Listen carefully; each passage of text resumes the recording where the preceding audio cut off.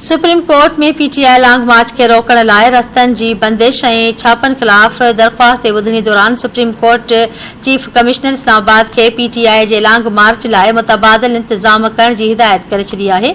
Supreme court चयो आहे त पीटीआई जे लॉन्ग मार्च लाइ मुनासिब जाइ ॾियो जिते मुज़ाहिरीन खे रसाई ॾियण लाइ ट्रैफ़िक प्लान जोड़ियूं त जीअं मुज़ाहिरीन पंहिंजो एहतजाज रिकॉर्ड कराए घर वापस वञनि। हाके आगाह कई पिया। अदालत पीटीआई वकील फैसल चौधरी सां मुखातिब थींदे चयो त हू क़यादत खां हिदायत वठी इंतज़ामिया सां ॻाल्हियुनि जी मेज़ ते अचे।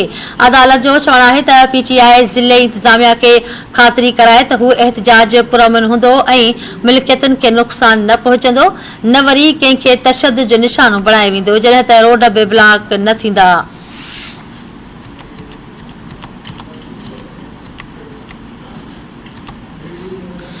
चीना सिन्हा के अहम खबर बाबत आगाह कई पिया। सुप्रीम कोर्ट में पीटीआई लॉन्ग मार्च के रोकण लाइ रस्तनि जी बंदिश ऐं छापनि ख़िलाफ़ दरख़्वास्त ते ॿुधणी दौरान supreme court chief commissioner Islamabad के पीटीआई आईजी लॉन्ग मार्च लाइ मुतबादिल इंतज़ाम करण जी हिदायत करे छॾी आहे। सुप्रीम कोर्ट चयो आहे त पीटीआई जे लॉन्ग मार्च लाइ मुनासिब जाइ ॾियो।